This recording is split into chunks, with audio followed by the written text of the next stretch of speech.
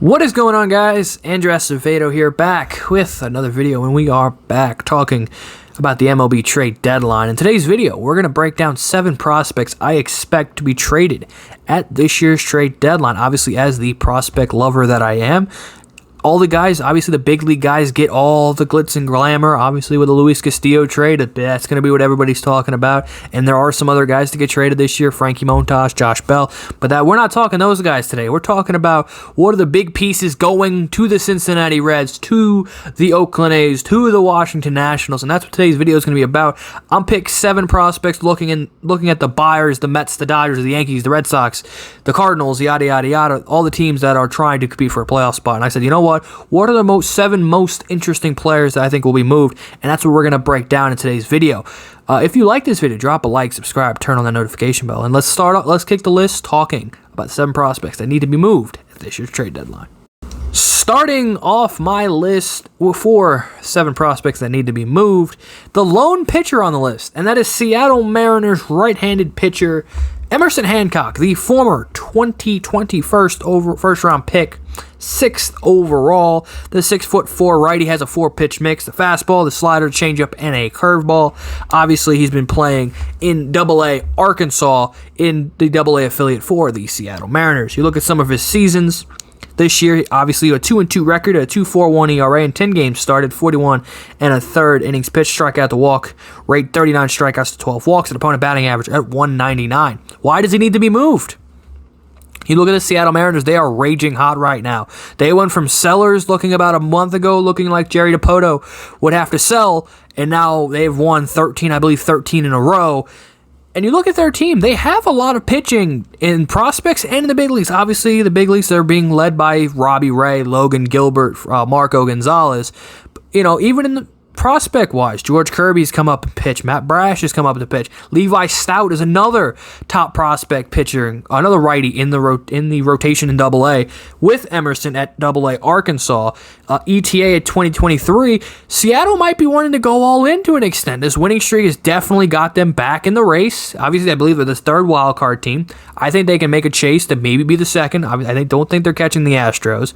But Emerson Hancock could be used in a trade to maybe they add another starter. Maybe they add another bat. Obviously, Mitch Haniger being injured at DH, they may still want to add some infield depth. Obviously, they have J.P. Crawford, Eugenio Suarez. Adam Frazier's been kind of, not as great. Maybe they can use a second base upgrade.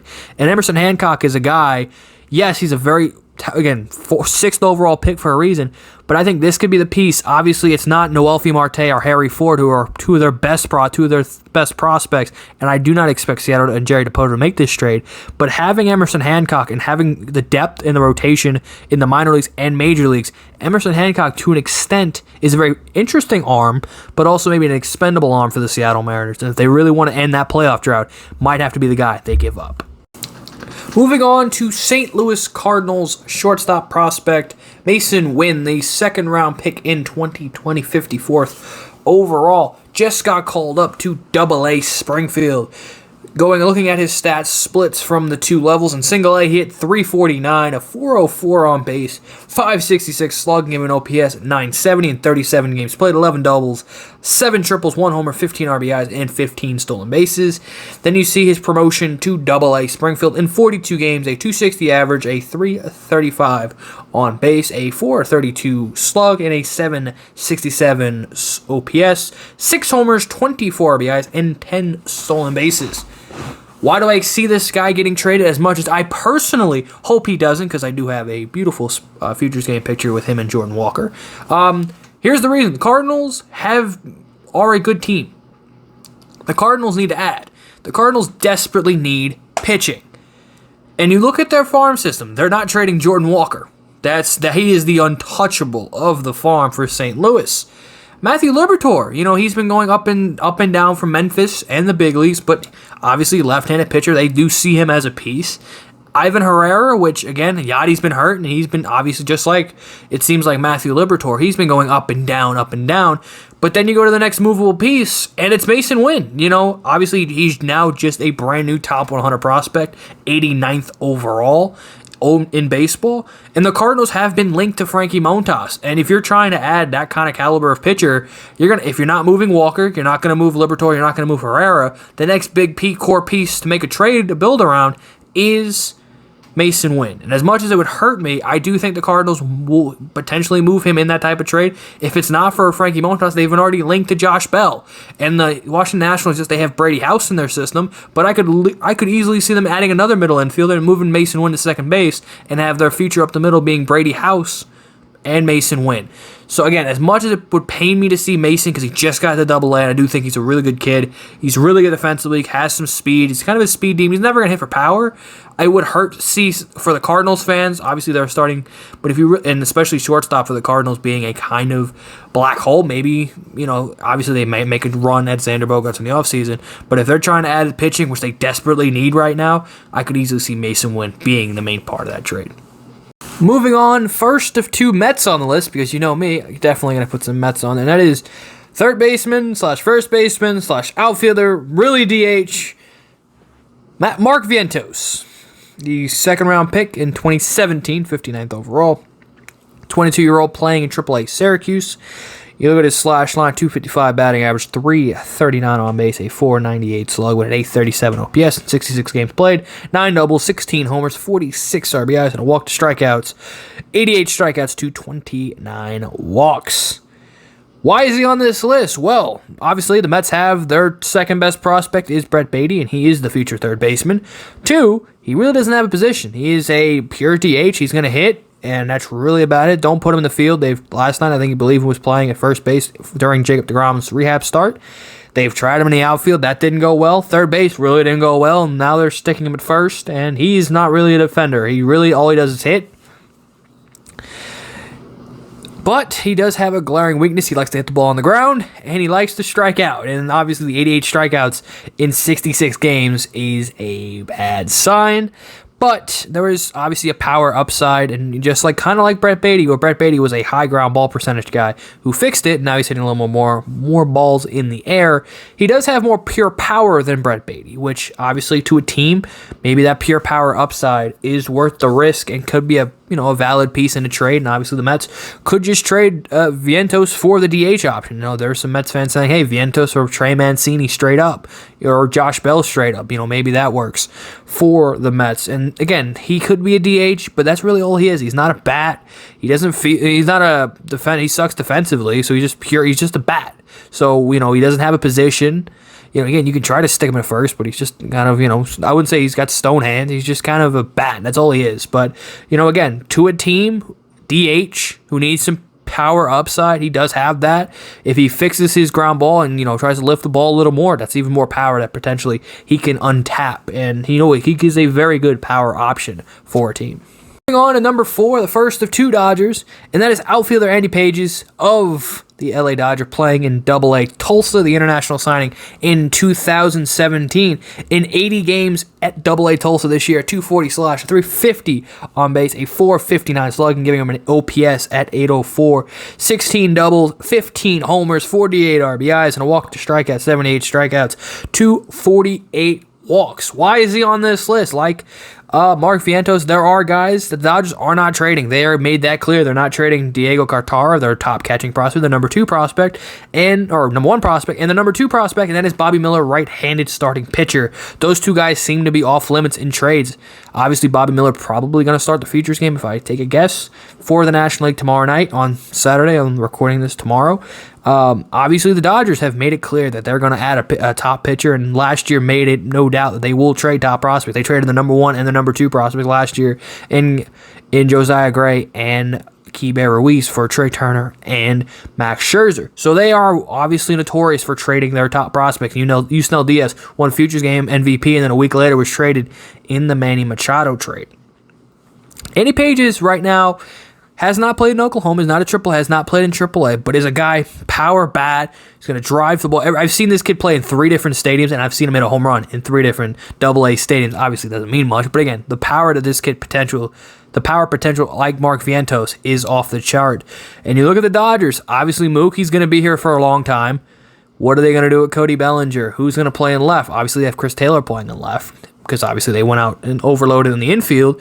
But could he be potentially a piece for the Dodgers? But obviously the Dodgers are in win now mode, and they could use another pitcher. Maybe they use another bat. I could see Andy Pages being that guy in a Frankie Montas trade, because like I said, they're not going to move Cartaya, they're not going to move Miller. Maybe we'll get to the other guy we'll talk about in a minute. As another main piece, it's either Andy or the next guy. Who could be the main piece for the Dodgers in a big blockbuster trade? Speaking of that Dodger prospect, the other one, if it's not Andy Pages in a trade, it's definitely going to be Michael Busch. Second baseman, first baseman for the Dodgers, playing in Oklahoma City. He played half a season in AA and then getting called up to AAA. The 2019 first-round pick, 31st overall. Why is he getting traded? Well, he is a player without a position. Obviously, the Dodgers are loaded. They have Gavin Lux. They have Trey Turner. They have Freddie Freeman. They have Max Muncy. And he's played first. He's played third. He's played second. And the Dodgers have all-stars. They have them everywhere. And it's kind of hard to break that lineup. Look at the numbers.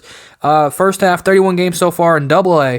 At the start of the season, he was red hot. 306 average, a 445 on base, a 667 slug, 1,000 OPS, 6 doubles, 11 homers, 29 RBIs. Then he gets called up, had a crazy month of April. I think he hit like 7 homers in like a 2-week stretch. And when he faced Springfield, I think it was Northwest Arkansas, this guy went crazy hitting homers. And then after that, getting a promotion to AAA Oklahoma City. 49 games played. There was an adjustment period. 257 average, a 318 on base, a 480 slug with a 798 OPS, 15 doubles, 10 homers, 35 RBIs. Strikeout to walks, 72 strikeouts to 17 walks. Again, Busch is a great player, and you're starting to finally see that power. He was always always hit for contact and always hit doubles. This year, the power has come out of nowhere. And like I said, in April, he had a 2-week stretch where he hit 6 homers. Like in a 2 weeks, it was like every other time you saw MLB Pipeline or Tulsa post a video, Michael Busch has a 2-homer game against the Springfield Cardinals. I know we had like a weekend where he hit 4 against the Springfield Cardinals. But again, he's main guy. He doesn't have a position on the Dodgers. And again, if it's not Pages, I can definitely see him going in a Montas trade. I think the Dodgers have been heavily interested in Castillo and Montas. That could be a guy. Yes, Jonathan India is at second, but hell, you put him at short. You can move India to short or move him to the outfield, and then Michael Busch can be your second baseman, especially in Great American Ballpark. His, beautiful left-handed stroke, he can be hitting some bombs out of Great American Small Park. But, Michael Busch is a good player, just a player out of position in LA. Our final 2 prospects are shortstops on New York teams. Let's start with my guy, Ronnie Marucio. 2017 international free agent, playing this season all 73 games in AA Binghamton, slashing 244, 279 on base, 478 slug, and a 757 OPS, 19 doubles, 16 homers, 54 RBI, strikeout to walks, 79 strikeouts to 13 walks. Why will he be traded? Obviously, Francisco Lindor being here for 10 years, playing the same position. He's not going to play shortstop for the New York Mets. 2, he is the number 1 trade chip the Mets want. They've made Francisco Alvarez and Brett Baty untouchable. They would like to keep on Alex Ramirez and Calvin Ziegler. So those are 4 of our top prospects. Boom, off the table that they want to move. Meaning Ronnie Marucio is our best trade chip to add if they want to go out, add a legit DH and a legit bullpen arm. I don't think they go in that trade for at least a reliever. I hope not. They would move Ronnie for a superstar, bat. Maybe if it's like, David Bednar, if he was ever made available by the Pirates for the only reliever that the Mets would move him for. Maybe if the Mets want to go crazy in the rotation and go into that Montas Castillo range, I don't think they're going to do that. I think they'll more prioritize the bat district, maybe a guy with term. Maybe there's a guy with, some term that the Mets maybe like. I can't really name of a guy on the table. My dream scenario is Brian Reynolds. Maybe if Pittsburgh were to listen, maybe a package of Bednar and Reynolds and Ronnie Marucio being the big piece going to going to Pittsburgh, even with them having Ronnie Marucio, having O'Neal Cruz, have a featuring pairing. You could move Ronnie to DH. Hopefully, maybe he can play short. Maybe he can play third, 6'4" frame, big guy. Again, he's got power. And I think, obviously, fielding, he's improved, but he isn't the greatest glove. But he doesn't walk either. He just kind of is big. He drives the ball. Like, he hits the ball hard. He's, you know, one of these exit velo guys that has the crazy exit velos. Switch hitting bat. So there is a bunch of value in him. It's just, you know, can he play good enough defense at a certain position? I think he's more of a third baseman than a shortstop. But again, if you're talking third baseman in the Mets system, obviously Beatty has that position, so he can't move to it in the minor leagues until Brett Beatty is called up to AAA, and then maybe you know give him a stint at third base in Binghamton. But again, Ronnie's the guy the Mets, the best trade chip. Him and Vientos will be in trade rumors until they're dealt, it feels like, because there's guys obviously in their way, in Lindor's case for Ronnie, and then obviously with Vientos having Beatty on his back. But Ronnie's a guy that I think definitely could be moved at this trade line, if not at the deadline, definitely in the offseason. And moving on to our final prospect, it is New York Yankees shortstop Oswaldo Peraza. Obviously, the 2016 international free agent.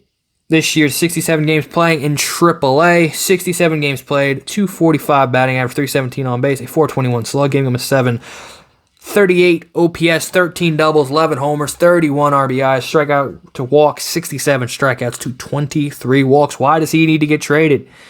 The Yankees have Anthony Volpe, and they're not moving Anthony Volpe. I do not believe that they made a whole offseason talking about, hey, they have Anthony Volpe. They're not going to sign a Carlos Correa. They're not going to sign Trevor Story. They're not going to sign Corey Seager because they believe in Anthony Volpe. Yes, as well, Oswaldo Peraza is still, you know, is ahead of him. He's currently playing in AAA. He's closer to the big leagues than Volpe is, but you trade you trade Oswaldo Peraza, you can move Anthony Volpe, who's been raging hot over the last month and a half, can get him up to AAA and give the ABs that Oswaldo is taking right now to Anthony Volpe in AAA. Also, the Yankees are in desperate need of outfielders, and they have the best record in Major League Baseball. They are in win-now mode, and if they can go get maybe another arm in the rotation, because the rotation's starting to falter after that great start that they had. Nestor Cortez has come back to reality. Jameson Taillon has gone back. Maybe they go out and add another legit arm in that rotation. Obviously, their bullpen is elite. Maybe they can add a couple lower leverage guys. But that outfield, only getting production from one outfielder pretty much all season because Joey Gallo and Aaron Hicks suck. You know, to be able to move Oswaldo Peraza for an outfielder, maybe it's Andrew Benintendi, maybe it's Trey Mancini, maybe it's someone we're not even thinking about. But he's, again, a guy that definitely could be moved for the Yankees and should be moved because they are in win-now mode. And they said that they weren't going to add a shortstop because of Anthony Volpe, not really because of Oswaldo Peraza, so making him the expendable of the two, and should definitely be moved for the Yankees if they want to win that 28th World Series. That is my list of 7 prospects I expect to be traded at this year's MLB trade deadline. Leave in the comment section down below maybe some mock trades with these guys in it and additional pieces for your favorite team. To add a player, drop a like and drop a comment down in the description below. Be sure to check out Empire Sports Media for all of your New York sports needs. Be sure to check out Mets Weekly, ESM. That is all linked down in the description below, where me and Metsfan do daily videos Monday through Friday. Frank with the weekly recap, with Frank's weekly recap on Sunday, and obviously the live show every Thursday at 7 p.m. Eastern. So thank you guys for watching. Drop a like, subscribe, turn on the notification bell, and subscribe to the Rhino. You won't regret it. See you guys in the next video. Peace.